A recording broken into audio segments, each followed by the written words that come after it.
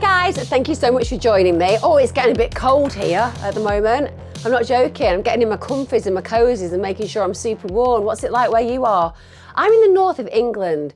We get summer for like 3 days a year and the rest of the time it just rains, but it's gone really cold. We're expecting snow where I am. Some of you will be like, Emma, I literally live in the snow 2/3 of the year. But some of you will be thinking, I don't understand this, Emma. I'm just in the blazing sunshine, which is just a bit depressing. Anyway, enough of all that. Let's talk about true crime. So today's case is a lady killer with respect. And I guess this has interested me for a whole range of reasons because there are so many different perspectives on Sheila La Barre. One which is a dominant and manipulative woman who preyed on vulnerable men. Other people have a level of empathy and sympathy for what created her.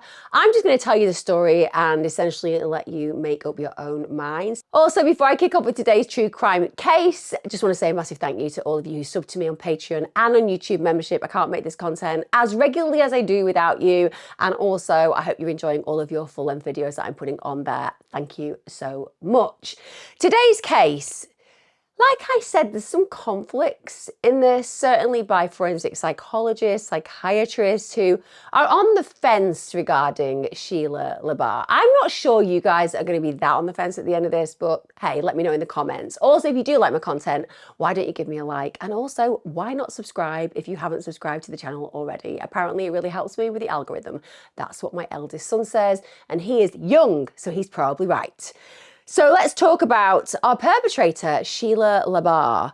So she was born on the 4th of July, 1958. She was born in Alabama, and she was born to her parents, Ruby and Manuel Bailey. She also had 5 siblings, 2 sisters and 3 brothers. She was the baby of the family. I believe that her father used to refer to her as a firecracker. So obviously from an early age, she had some gumption in her personality. They actually, as a family, lived in a small town called Fort Payne.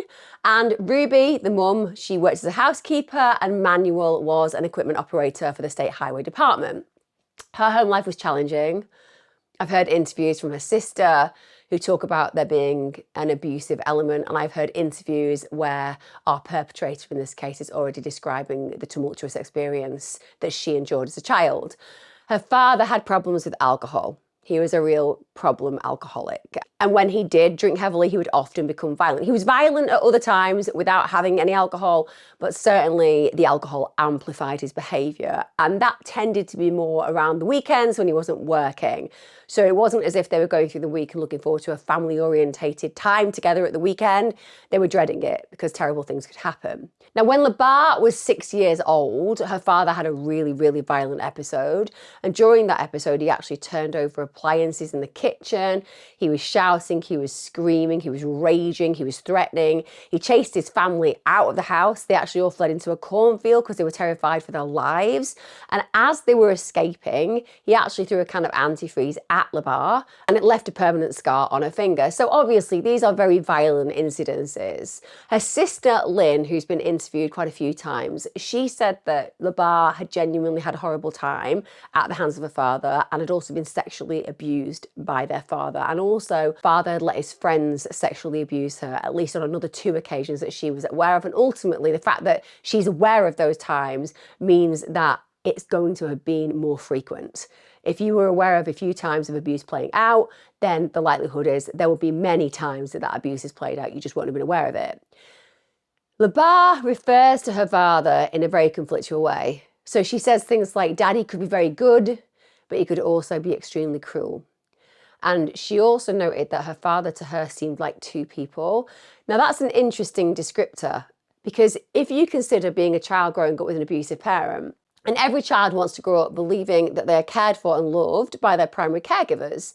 And if the primary caregiver is sometimes nice, then you want to believe the best in them. It's as simple as that. They can be really abusive, they can be really violent, they can be sexually horrible to you throughout your years as a child growing up. But if they can also be nice to you, it's amazing how your brain can have the ability to compartmentalize those experiences so you can still love your parent. You can see the way that they fail, but you put that in a cruel daddy box box and you put the good stuff in a kind daddy box. And that's why it's so challenging for children who are sexually molested, who are physically aggressed, because often they also have this really loving relationship with their parent at times, and any kind of betrayal to them, such as asking for their own needs to be met, going and seeking help, that feels like a disloyalty that is too difficult to bear.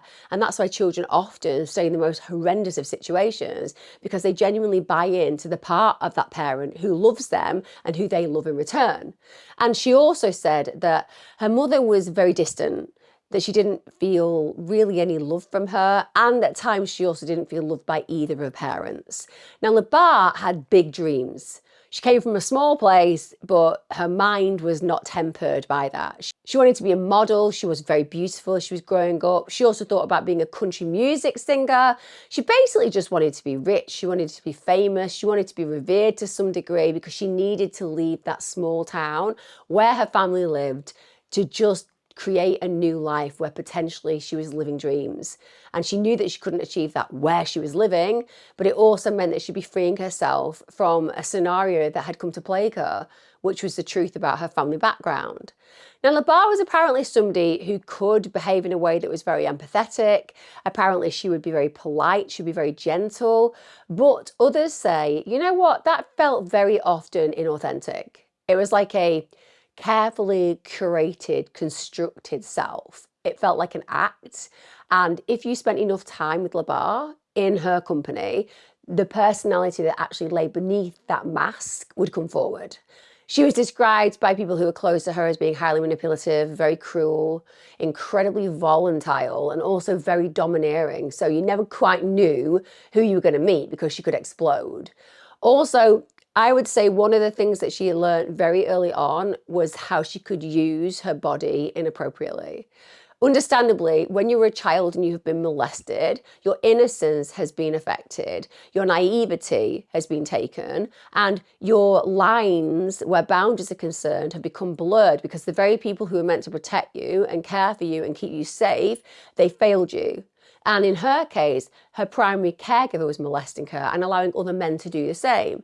So understandably, she probably was put in situations where she was given sweets or potentially money during those experiences, because this is what predators do. They make the child feel complicit in the abuse, and that makes the child feel so conflicted, they don't break the loyalty to the perpetrator who's abusing them.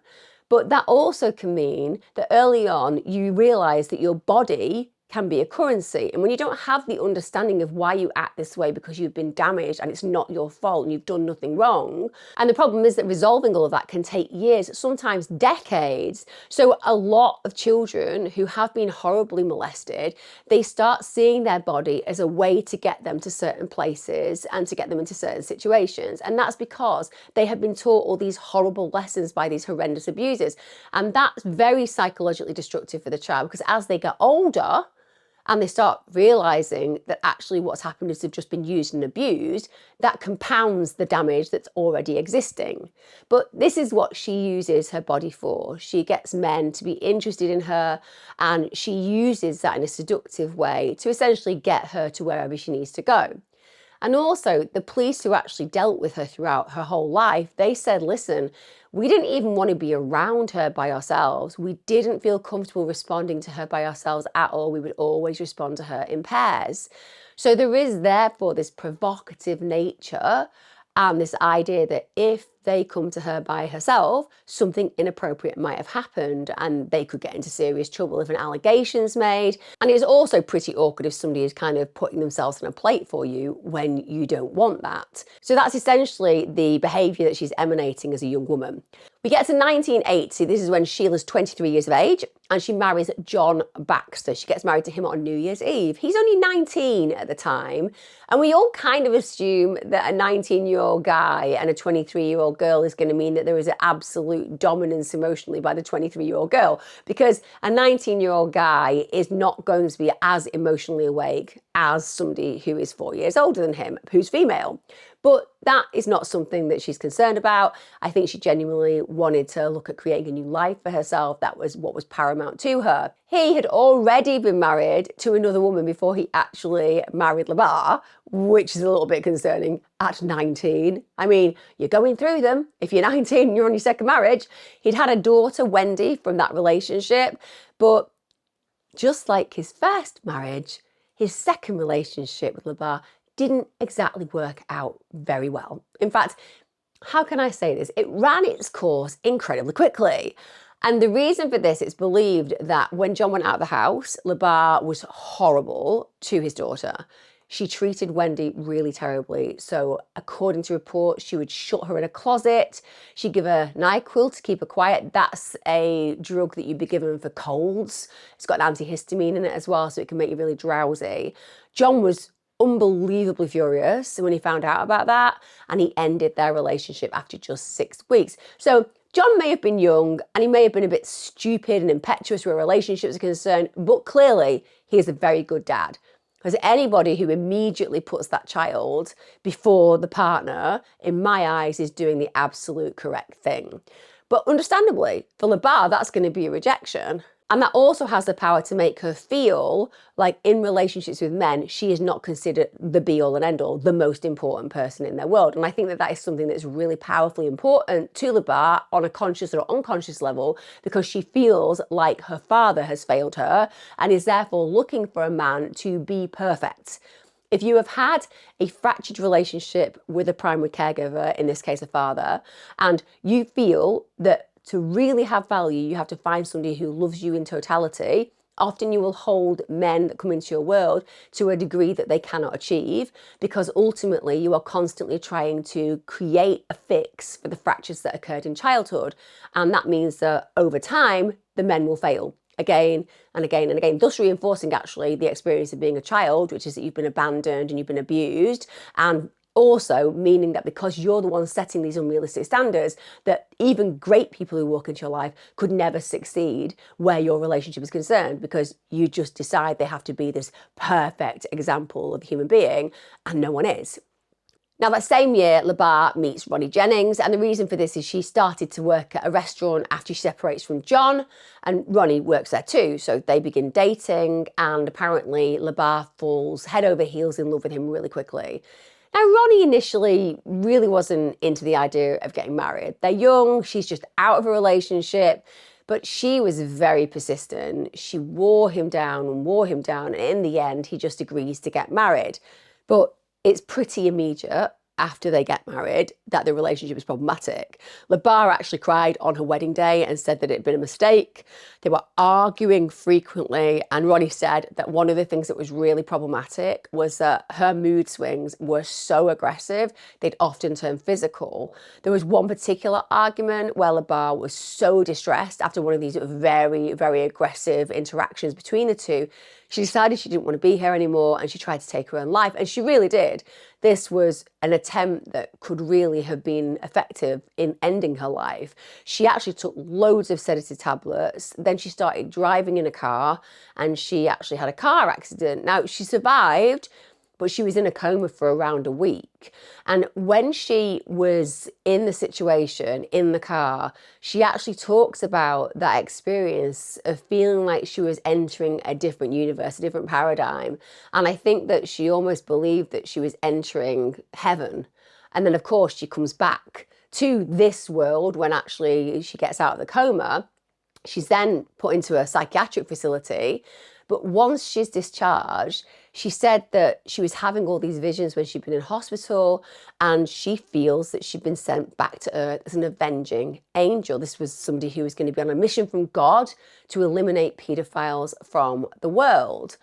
Also, while she was in hospital, she told her sister that a member of staff had actually tried to rape her, which would have been a horrendous thing if that had actually happened. I do have to say that I think La Barre is not the most trustworthy person, but I do think it's really important to just take a moment to explore what she had been through. She's taken a hell of a lot of sedatives, she's got into a car, she's had a serious crash, she's been in a coma for a week. The brain has certainly suffered some kind of injury in that experience. On top of that, she's had these very powerful visions as far as she's concerned, where all of a sudden she's been gifted with this purpose to avenge the people out there who are harming children. Now, when you just think about her background, the violence that she experienced with her father, the sexual abuse that she experienced with her father, the being lent out to other men by her father, you can imagine the conflict that she experiences just psychologically from that trauma. Then she has this, let's call it an NDE, a near-death experience, where she believes she has seen ultimately a different level to our experience as human, potentially somewhere between here and the afterlife.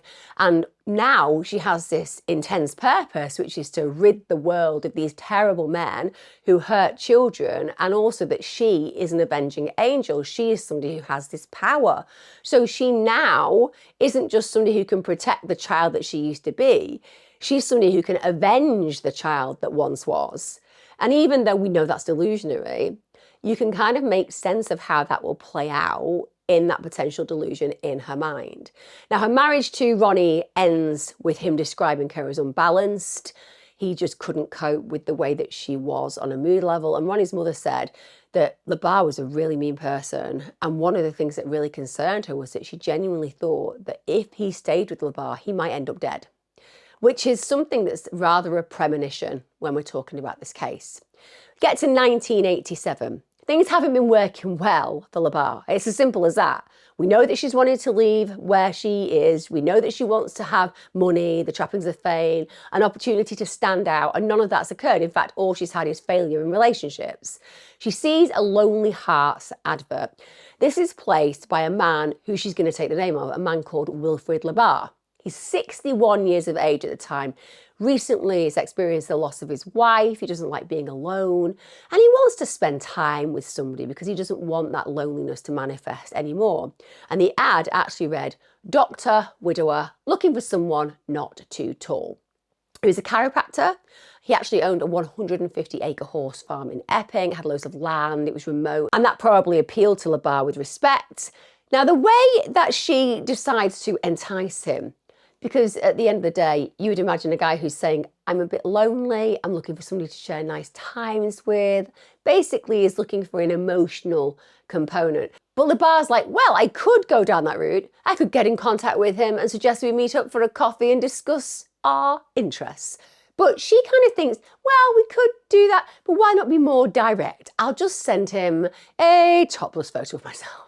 I mean, genuinely, I understand what her mindset is there. She's just thinking, this guy, he's older, he's lost his wife, he's going to see a picture of a topless, attractive 28-year-old. Chances are he's going to be like, oh, that's a little bit outside of what I expected to receive. Maybe I will actually meet her. And that's exactly what happens. So she sends this topless photo of herself in response to the ad saying, I'm 28, 5'5", and weigh 117 pounds. I do not smoke, have a great sense of humour, and I love life. Judge a person from the inside, the mind and heart.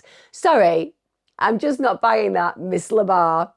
At the end of the day, you can't say, I judge a person from the inside, mind and heart.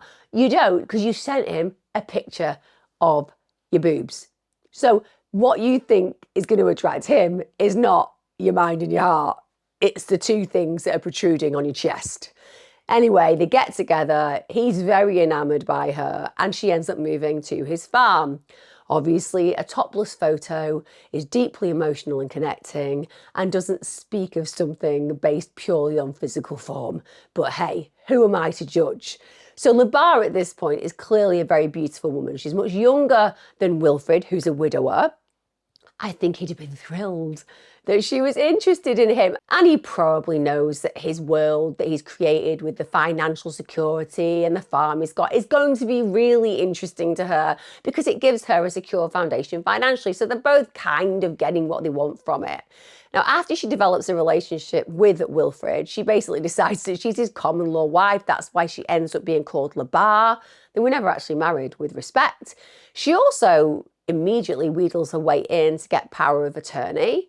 And then she starts to exert control over his workplace. So Wilfred has this chiropractic clinic And she starts increasing prices. She starts firing staff who don't submit to everything she wants.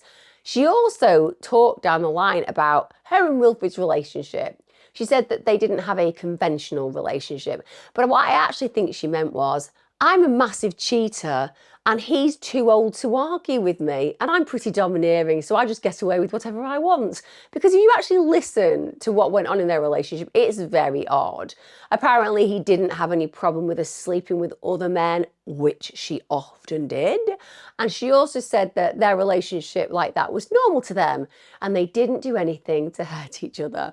I mean, I think that's a stretch, isn't it? We didn't do anything to hurt each other. I don't think Wilfred did anything to hurt you, that's right, but I'm pretty sure you sleeping with all and sundry probably wasn't what he was going for when he put that advert in the classifieds. But this is what she does, and what are you hearing there? It's a very egocentric perspective. It's a woman who cares about her own needs ultimately and will do whatever she wishes, and no one will control her.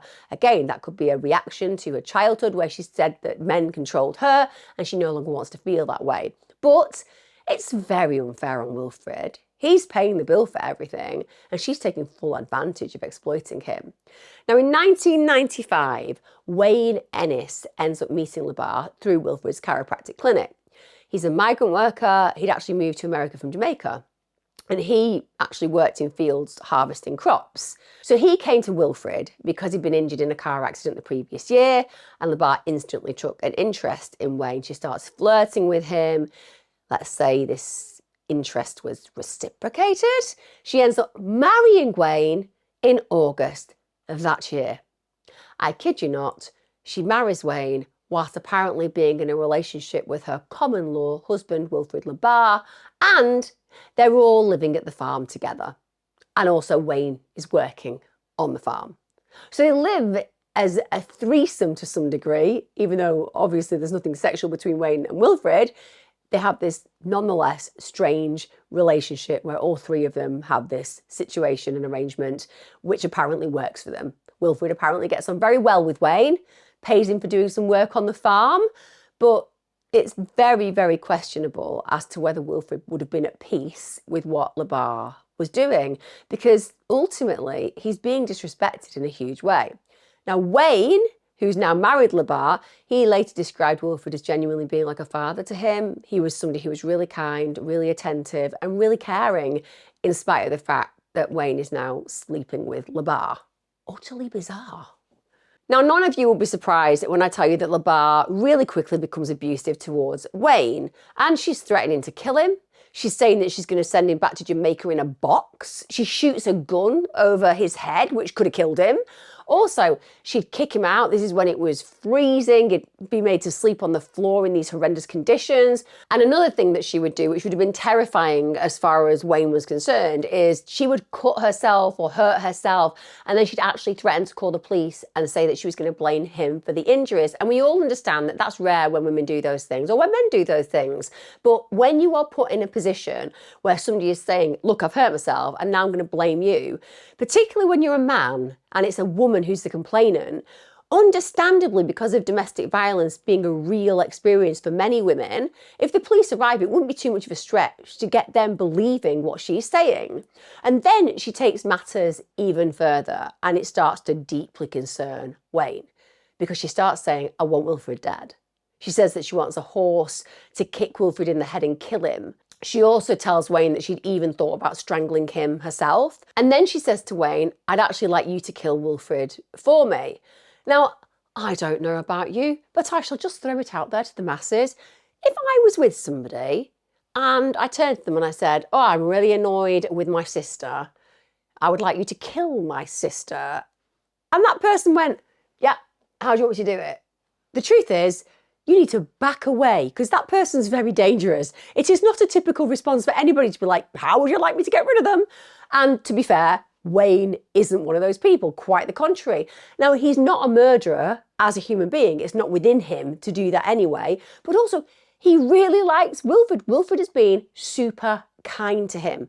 He loves the fact that he's been allowed to work for Wilfred La Barre, and also that he's been treated with absolute compassion by this man, in spite of the fact that he ends up sleeping with the woman that this man thought he was in a relationship with. But hey, whatever works. But he's not got any motivation, essentially, for killing anyone.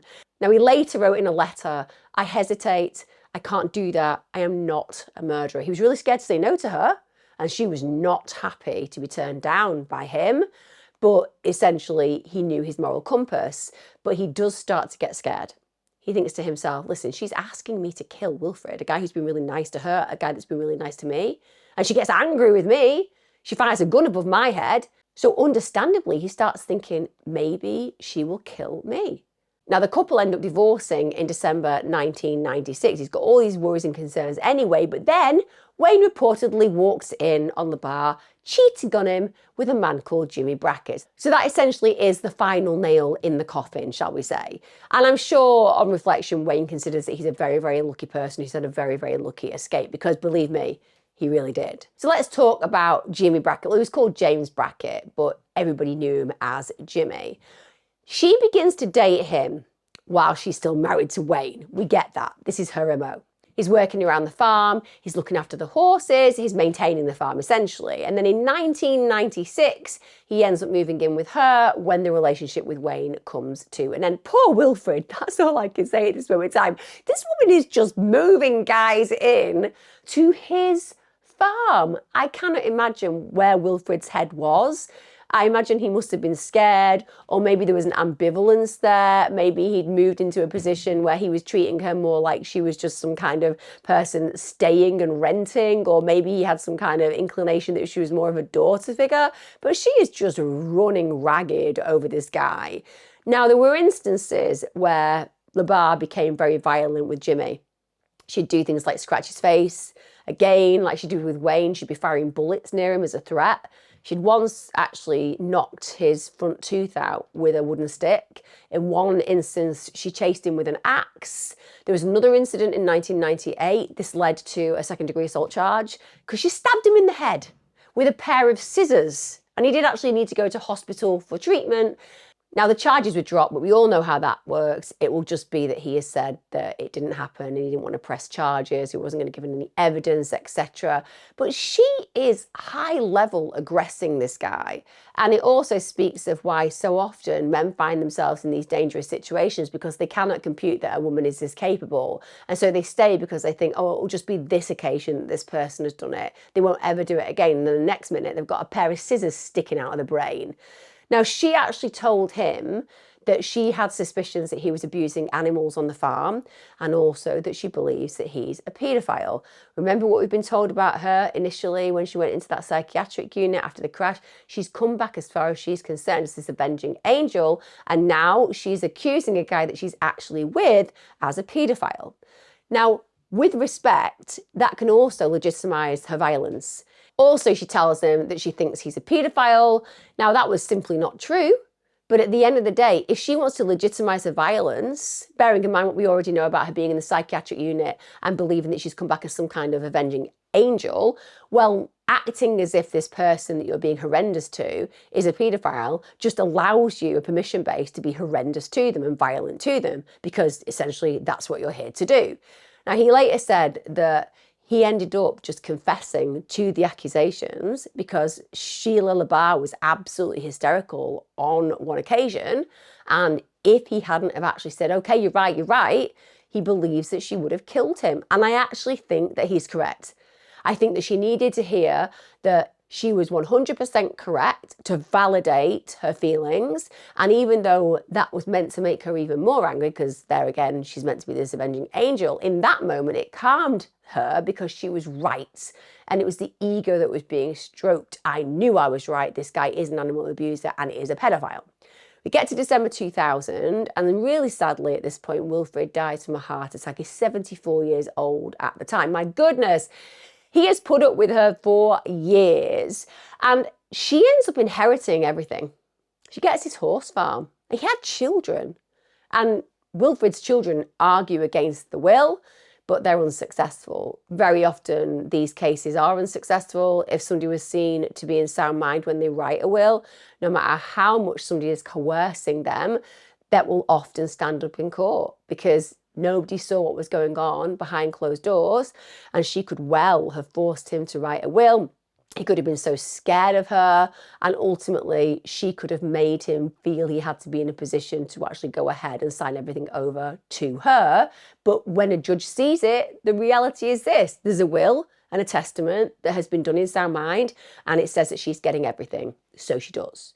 Now, there is actually quite a lot of speculation around his death. Some people genuinely think that La Barre contributed to it in some way, and it would not surprise me. She was telling Wayne she wanted to kill him. His body was sadly cremated really quickly after his death.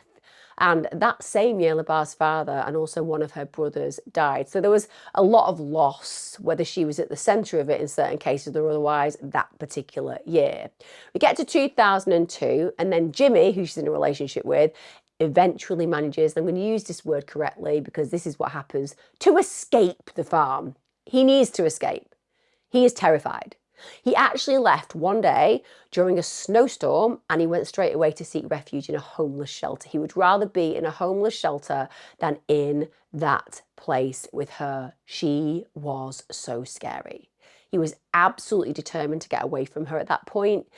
He felt as if his life had been completely controlled for the whole period of the relationship that he shared with her. And I'm surprised it took him so long, because genuinely being in her company at this point was toxic beyond measure and dangerous beyond measure. And he really does consider himself to be lucky to be alive. In fact, his number plate on his car reads, "I'm alive." I mean, that's a strong reaction, you know? That's a strong reaction. I'm going to remind myself every time I get into my car that I am still breathing. And I'm still breathing because I left La Barre, genuinely. We get to 2004. She's back to her usual routine. She's looking for a man, and she meets one, a guy called Michael Doog. He had developmental disabilities. So he was already described by people when they meet as being down on his luck. He's living in a homeless shelter. His previous relationship has ended, and his former partner has basically cut off all contact with him. So he's grieving. The couple had had a son together, and that was something that really laid heavy on his mind. He really found the separation very upsetting. It was very complicated for him. He was self-medicating with drugs. He was drinking, and he was relatively unknown to the people in the local town. It wasn't as if he stood out. People weren't aware of him. So when he ends up moving to La Barre's farm, it's not as if people are really following that journey. But at this point, he starts doing work for La Barre, and that must have been very appealing for Michael because, first of all, homeless shelters are really hard to actually live in. They're loud. Sometimes you can have a lot of conflict in them. If you are a dependent, there's always access to alcohol and drugs, and it can be really, really challenging. Getting out of a homeless shelter and then going to go and live on a farm must have felt like an absolute bolt from the blue and an opportunity of a lifetime. The peace, the tranquility, the space, the homeliness. But again, it doesn't take long, and she has got him in her bed as well as working on the farm. Now, at this point, Michael had a really good relationship with his mother and also his stepfather. They end up meeting La Barre on a few occasions. His stepfather said that he initially understood why Michael liked La Barre. She was actually fun, she was attractive, but his parents really didn't like the fact that they were intimately together. Also, La Barre was really over the top jealous when Michael spent time with his mum. And if Michael hugged his mother, which is completely typical, La Barre would get really angry. Now, I suppose that reaction could be for many reasons. So she might not be able to separate a primary caregiver with sexual contact because she sees her father and her relationship as representative as everyone's. Therefore, when she looks at Michael hugging his mother, she sees that sexually, and it really aggresses her nature. It could be that she hates the idea of Michael having a good relationship with a primary caregiver who actually loves him, because that's something that she herself was denied. Whatever is provoking the rage provokes it to a point where it's deeply problematic and fractures their relationship. Always, La Barre wants to be the centre of attention. Always, La Barre wants Michael to do exactly what she tells him, and she just orders him around consistently. One time, this is on La Barre's encouragement as well, Michael ends up telling his mother that he's starting to remember things about the past. So she's now, by the way, implanting memories for Michael. So Michael's saying to his mum, "You've really messed me up. You've abused me as a child." He then says, "I don't want any more contact with you at all." This is so coercive. This is so toxic. This is so corrosive. And yet this is something that La Barre is very, very good at. His mother's devastated. She can't believe these allegations. They're all untrue. She can't believe that he is being coerced by La Barre. And she can't believe that ultimately it is breaking the relationship that she has with her son. In fact, she last saw her son in 2005. So it's devastating. Now, numerous people witnessed La Barre's abuse of Michael. This includes neighbours. It includes people who came and worked on the farm. One farm worker actually said that Michael would be beaten up so badly, but he would never hit La Barre back. Another said that Michael would be beaten senselessly, literally to the point where, as far as they were concerned looking on, they believe he would have had internal injuries as a result. They saw La Barre punch, kick, throw and knock him down. One witness saw Michael staggering down a road in the middle of a blizzard. He was bleeding from his head. And they obviously questioned him about this because he looked really damaged. And they said, "What's happened?" He just said, "Sheila La Barre." Now, Michael suddenly vanishes, disappears. This is at some point in 2005, and no one knows where he's gone. We then get to 2006. At this point, Sheila meets Kenneth County. Now, he went by the name Kenny, and she met him through a sex chat line called Telemates.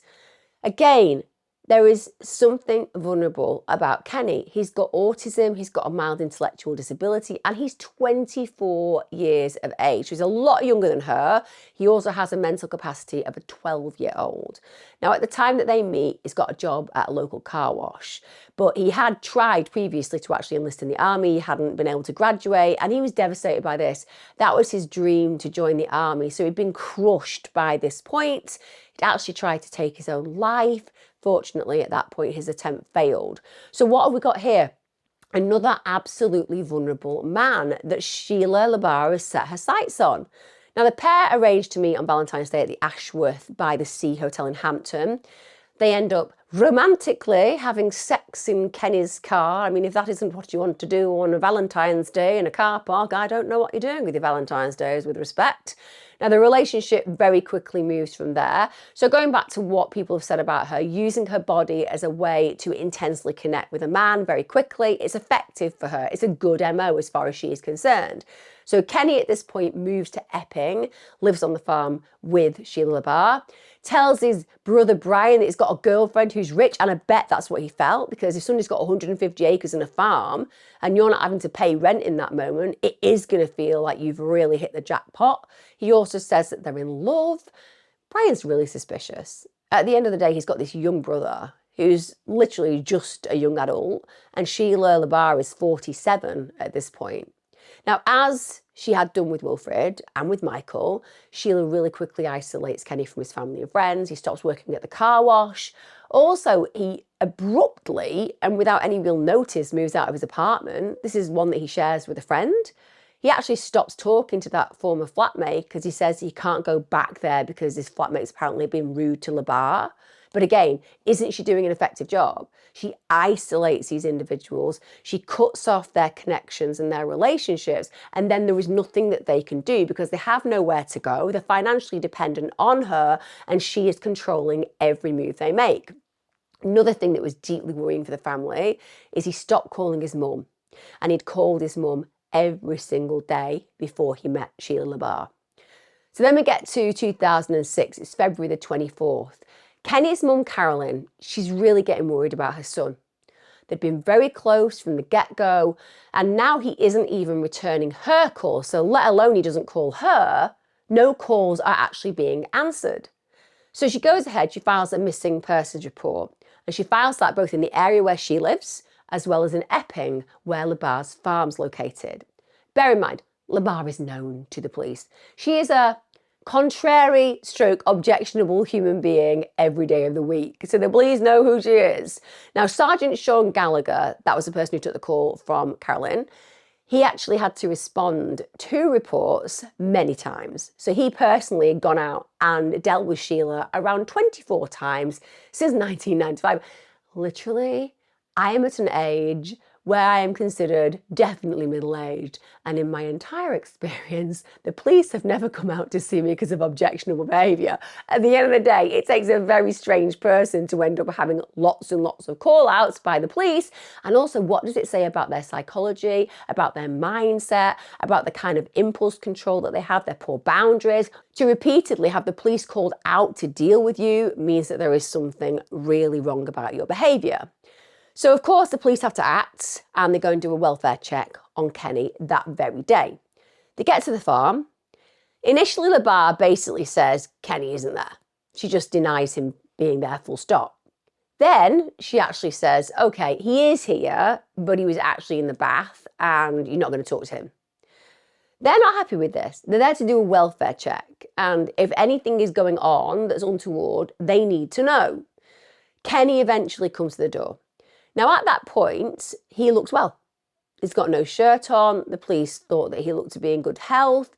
There was nothing obviously problematic about his body. So they're in a sticky situation. He's there of his own free will.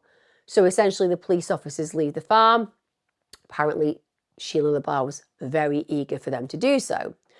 Kenny was living as an independent adult at this point, so there was nothing else the police could do.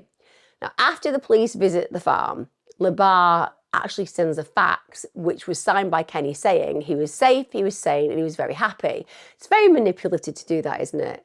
At the end of the day, if the police come out to do a welfare check, you just accept that somebody's reported that person as potentially missing.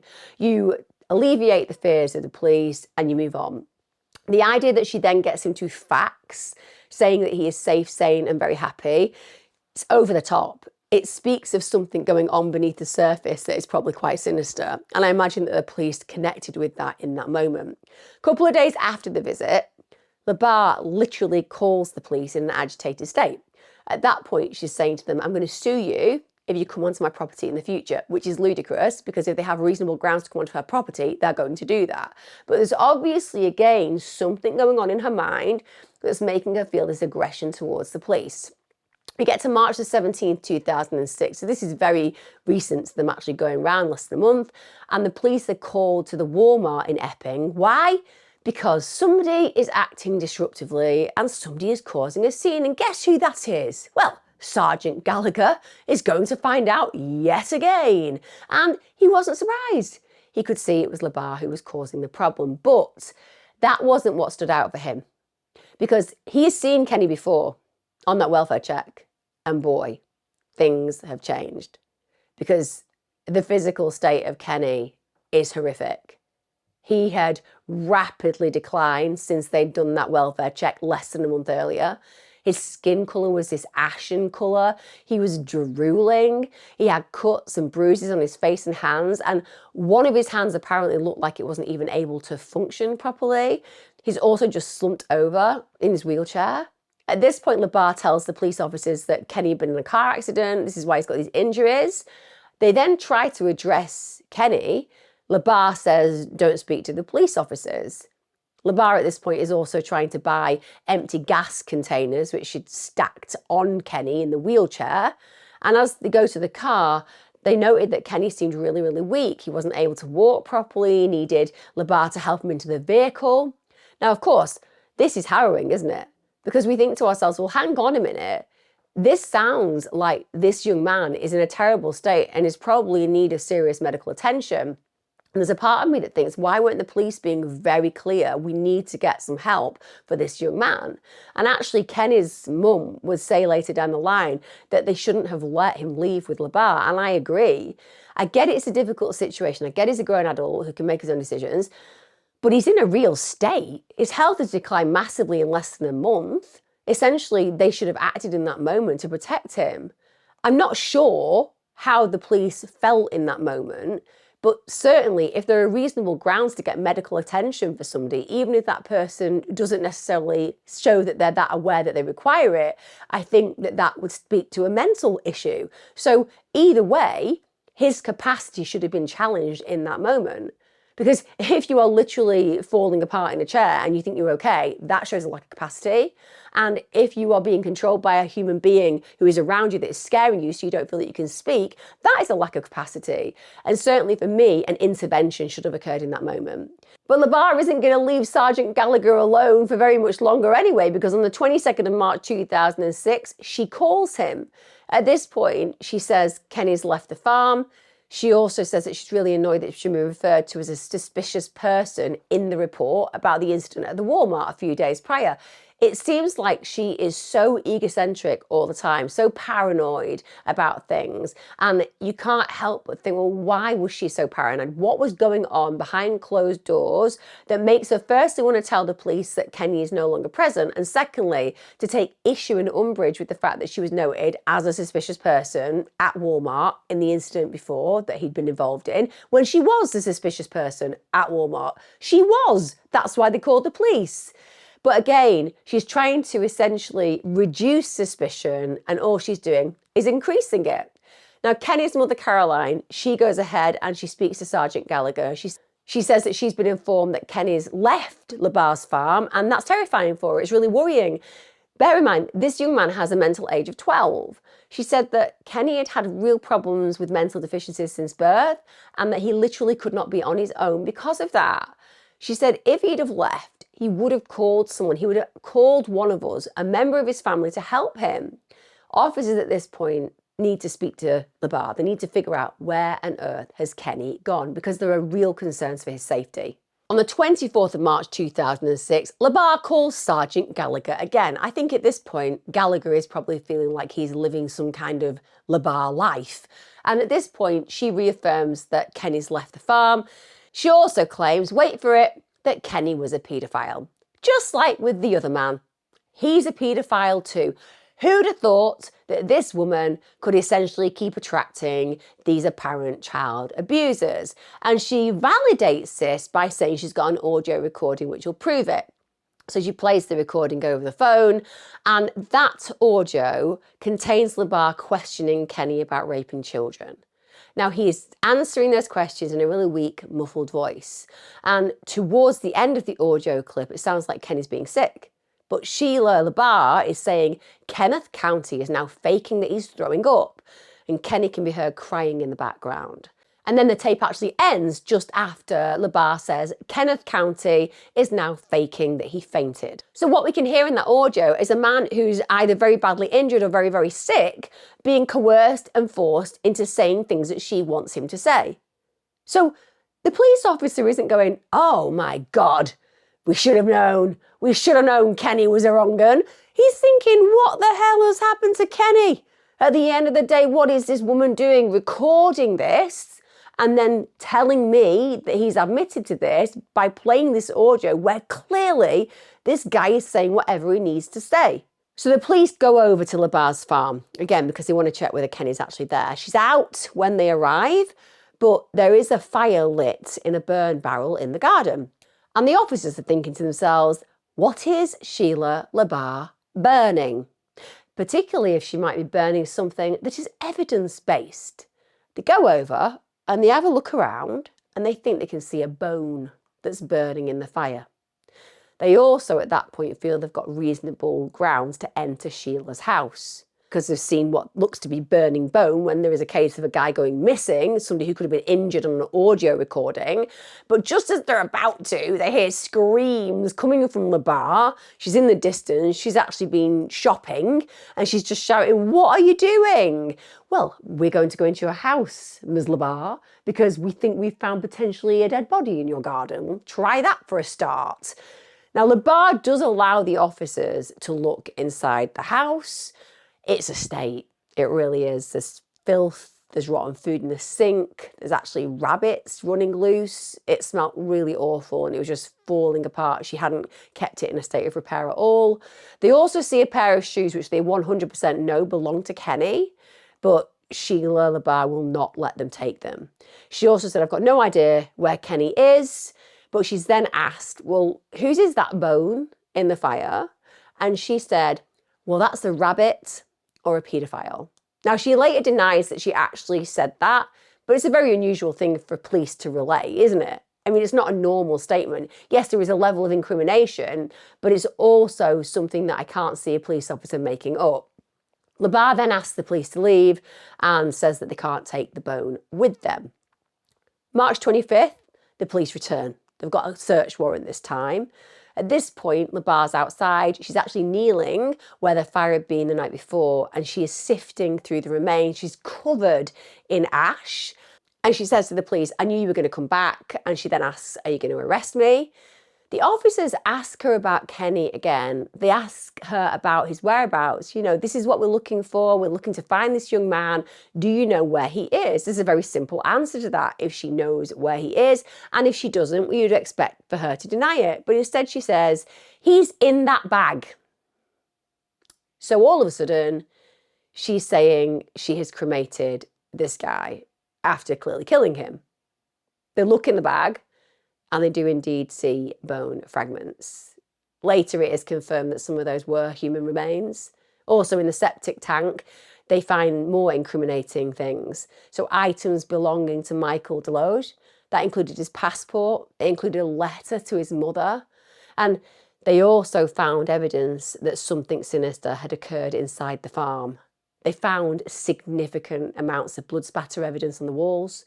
Some of those stains were really fresh. Others were old. When La Barre was interviewed, again, she sticks to this justification theory that Kenny was a paedophile. She said he confessed this to me, that he's raped numerous children. Now, none of those claims are substantiated because none of them were true. Sergeant Gallagher said there is no evidence and not even a sliver of an investigation against Kenneth County for ever being a paedophile. But at this point, there was not actually enough evidence to arrest Sheila. Fortunately, by March 31st, 2006, that had changed. There was an arrest warrant issued for her. But she'd fled. She'd thought, oh, bit bang to rights here. Human bones in the garden. Lots of incriminating material about another person who's disappeared. Probably need to get some money and do one. So she'd withdrawn a large sum of money from her bank account. She left town, travelled to Boston, dyed her hair, and at this point, she's calling herself Casey. I do love how the minds of criminals work. I'll just withdraw loads of money, I'll totally change my hair colour, and I'll start a new life by giving myself a new name. Nobody will recognise this face that's exactly the same as the face that's on all the wanted posters. At the end of the day, it's obvious when somebody sees an Eva on TV if you happen to have that same face, even if your hair is very, very different. She ends up reverting to type. She meets the guy very quickly. He recognises her from the news, probably thinks, Jesus, I have a killer in my home, and calls the police immediately to let them know where she is, thinking, my God, get here quickly because she might kill me too. We get to April the 2nd, 2006, so clearly she wasn't on the run for very long at all. At this point, she is arrested. Now, the police officers who got involved in her interrogation, they said she came across as deeply cunning, very intelligent, very frightening, and she basically knew all the right things to say. They also said that what was clear was that she wanted to dominate the conversation. She didn't want to be the person being interrogated. She wanted to be leading it. She wanted to take it in the direction that she chose. She didn't like other people having a level of control over her, even in a scenario where ultimately they had absolute control over her. That's the reality. Her actions have caused this, but she's not comfortable with that at all. The trial begins May 2008. La Barre pleads not guilty, and she pleads not guilty by reason of insanity to the first-degree murder of Kenny County. But also at this point, she reveals that she is not guilty by reason of insanity to the murder of Michael Deloge. Now, this is surprising because at this point, she'd only been officially charged for the murder of Kenny. Now, during this confession, she does elaborate on what happened. She confessed to stabbing Kenny and then burning his body. She also admits that she killed Michael and that she burnt his body too, but they didn't actually disclose how she killed him. and his remains have sadly never been recovered, so his family have never been able to put him to rest, essentially, which is awful. La Barre was described by the defence as being delusional. So they're arguing that basically she doesn't see the world as it really is. The defence argued that she just basically believed that every man was a paedophile, and she considered herself to be this avenging angel who had this special purpose to just rid the world of these paedophiles. And so they're arguing that when she commits the murder, she is insane. But she isn't, is she? And the reason I'm saying she isn't is she was able to absolutely coercively control and violently control these men on a range of levels, get them to do whatever she requested of them, admit to whatever she desired, because ultimately she's a terrifying human being who uses violence and aggression to get what she wants. This is not somebody who is in a psychotic break. She wants to create a narrative in the world, and she goes out of her way to do that effectively by forcing the men to agree with her, even when what she is saying is entirely made up, because it legitimizes the violence she then uses on them. She is a good person, they are a terrible person, and she keeps perpetuating that cycle. Now, the prosecution, they argue very differently. They say, listen, La Barre is completely sane. She killed Michael and Kenny while she was sane. She was crude, manipulative, cruel, and vindictive. They said that she had a need to control, dominate, and humiliate. Now, the forensic psychologist for the state, Dr. Albert Dratinis, he conducted interviews with Sheila. And what he said was that he felt that her intense anger, her obsession, and the feelings that she had around paedophilia and paranoia are actually signs of a mood disorder and a personality disorder. He said that there wasn't enough evidence to demonstrate that she was driven to commit her crimes by a mental illness. He said that during, and he did 12 hours of interview with her, she answered the questions that he asked very well. And she basically tried to explain away evidence that made her look bad, which is obviously very manipulative. It's not somebody who is losing their mind, it's someone who's calculated. He said that's not what you would see over many hours in a person who is psychotic. Now, during the trial, there were recordings that had been made by La Barre, and they were played. In fact, there were hundreds of recordings. They lasted over 1,000 hours. During these recordings, she's basically interrogating and shouting at men. Often she's doing the classic that she reverts to where she is saying they're all paedophiles.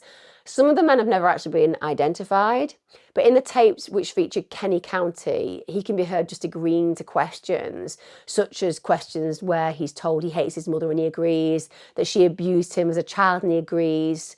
Malcolm Rogers, who was a forensic psychologist, he said that while it seems that Sheila believes what she's saying on the tapes to be true, he thought that it sounded like Kenny was simply agreeing to appease her. And that is 100% the case. He was scared. He was just saying whatever he needed to say to hope that it would be over soon. We get to the 13th of May 2008.